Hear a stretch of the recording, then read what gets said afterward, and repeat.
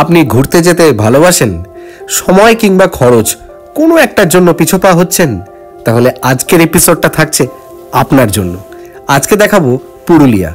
কি ভাবছেন কি এমন নতুন বললাম? আজকে দেখাবো এক অন্যরকম পুরুলিয়া, যা দেখে আপনার বাধ্য হবে মনে হতে যে সব জায়গা বারবার, পুরুলিয়া একবার। তাই সম্পূর্ণ দেখুন আজকের এপিসোডটা। আমরা পুরুলিয়া প্রবেশ করব বরন্তি পাহাড় দিয়ে। এর জন্য পৌঁছতে হবে আমাদের মুরাডি স্টেশন। হাওড়া স্টেশন থেকে আসানসোলগামী যে কোনো ট্রেন ধরে পৌঁছতে হবে আসানসোল জাংশন স্টেশনে। ভাড়া পড়বে 90 টাকা। আসানসোলে পৌঁছে সেখান থেকে আদ্রাগামী যে কোনো লোকাল প্যাসেঞ্জার ট্রেন ধরে পৌঁছে যেতে হবে মুরাডি। মাত্র 3টে স্টেশন পড়ে মুরাডি স্টেশনে নেমে টোটো নিয়ে পৌঁছতে হবে বরন্তি। পুরুলিয়াতে এসে আপনারা টোটো করে ঘুরতে গেলে এখানে ডেসক্রিপশন বক্সে দেওয়া নাম্বার থেকে ওনাকে কল করবেন। ওনার নাম পবিত্র, তাই তো? আপনাকে কল করলে হয়ে যাবে, যে আসবেন। প্রেম করিয়া কেউ হয় সুখী, কেউ আছে দুঃখের বাগী। চির দুঃখী আছে গাছ তোলায় দিন বন্ধুরে, চির দুঃখী আছে গাছ তোলায়।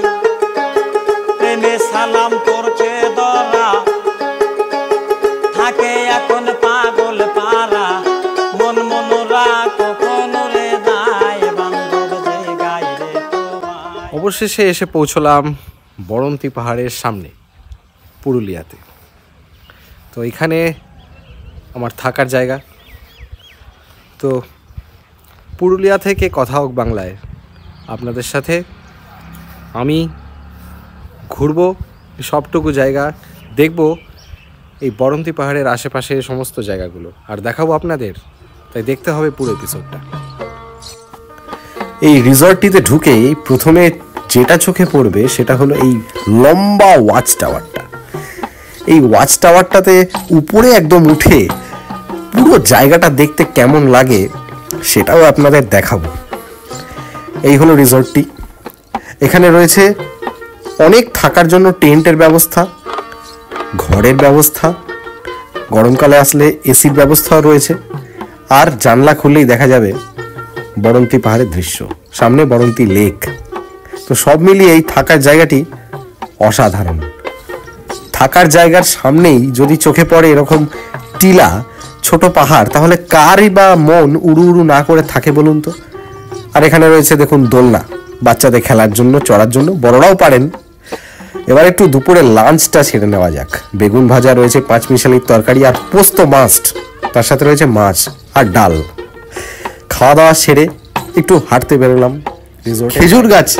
খেজুর গাছের উপরে উঠে একজন হাড়ি বাঁধছেন খেজুরের রস পাওয়ার জন্য। সারা রাত বাঁধা থাকবে হাড়ি, আর সকালে সংগ্রহ করা হবে এখান থেকে খেজুরের রস।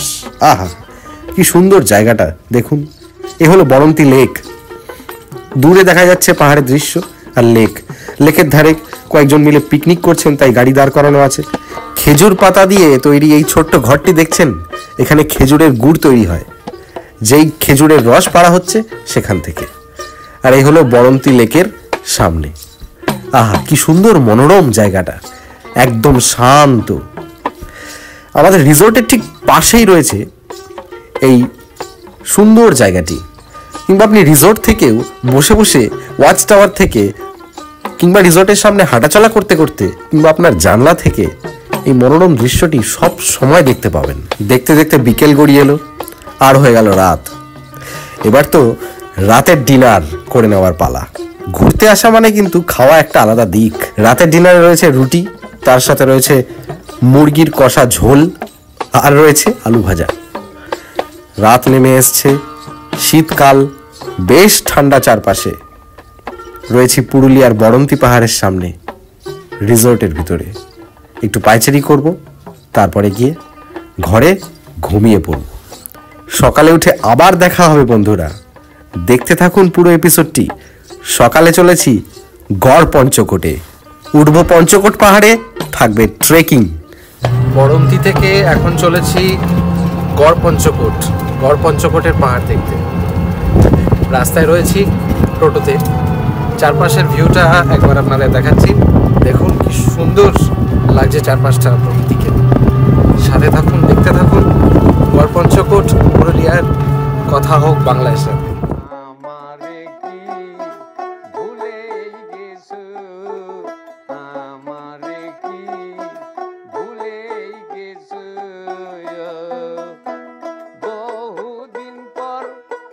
দেখা হইল বহুদিন পর, দেখা হইল বর্তমানে কোথায় আছো?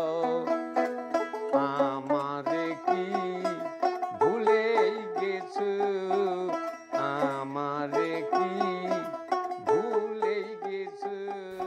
এই হলো গড়পঞ্চকোট। এবার বলি গড়পঞ্চকোটের কথা, মন দিয়ে শুনুন। বর্গি এলো দেশে, মনে পড়ে তো কথাটা? এই বর্গিরা এই বাংলাদেশে অর্থাৎ আমাদের এই বাংলায় কোন দিক দিয়ে এসেছিল জানেন? এই পাঞ্চেত হয়ে। এই জায়গাটির নাম হলো পাঞ্চেত। এই পাহাড়টি হলো পাঞ্চেত পাহাড়, আর এই পুরো এলাকাটি হলো গড়পঞ্চকোট। 1740 সালে যখন আলীবর্দী খান নবাব হন, সরফিরাজ খানকে পরাজিত করে, তখন সরফিরাজ খান আলীবর্দী খানের সাথে লড়ার জন্য মারাঠা শাসক রাঘোজি ভোসলের থেকে সাহায্য চেয়েছিলেন। রাঘোজি ভোসলে লোক পাঠিয়েছিলেন বাংলায়, যারা বর্গি নামে পরিচিত। আর সেই বর্গির দল 10 বছর ধরে 1751 সাল পর্যন্ত বাংলাকে লুট করেছে।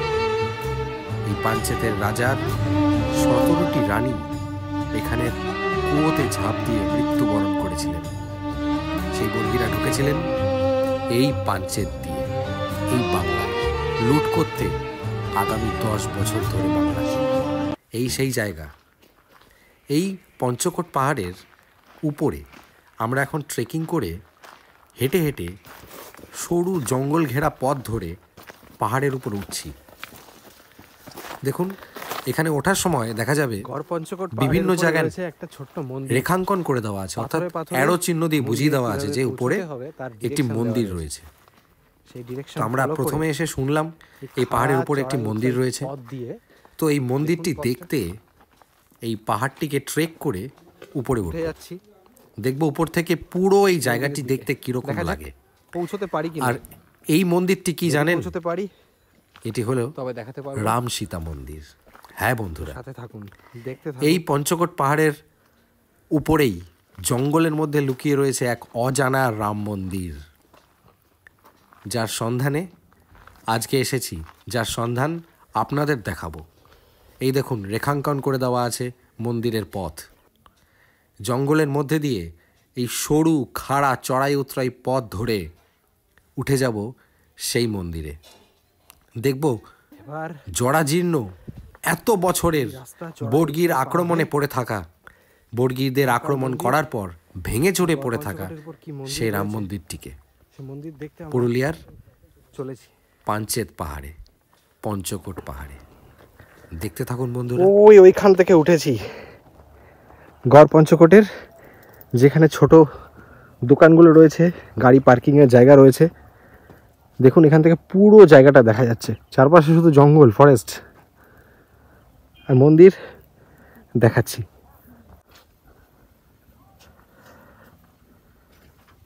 এই হলো ভাঙা মন্দিরের গেট। এতটা উঠে এই হলো মন্দির পর্যন্ত পৌঁছানো গেল।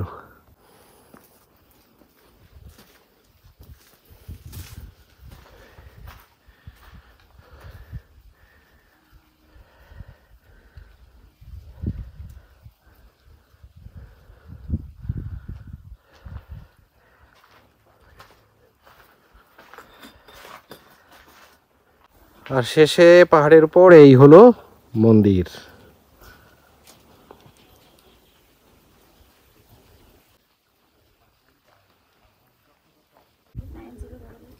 এই হলো মন্দিরের দরজা। গড়পঞ্চকোটের পাহাড়ের উপরে এতটা ট্রেক করে এসে আমরা যে মন্দির দেখছি এ হলো সেই মন্দির।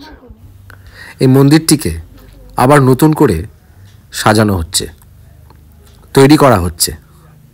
বর্গীদের আক্রমণের হাত থেকে রক্ষা পায়নি এই মন্দিরটি। গড়পঞ্চকোটে পাঞ্চেত পাহাড়ের উপরে জঙ্গলের মধ্যে থাকা এই মন্দিরটি বর্গীরা ধ্বংস করে ফেলেছিল। আজ সেই মন্দিরটি খুঁজে বার করা হলো। আপনারা দেখলেন কথা হোক বাংলায়।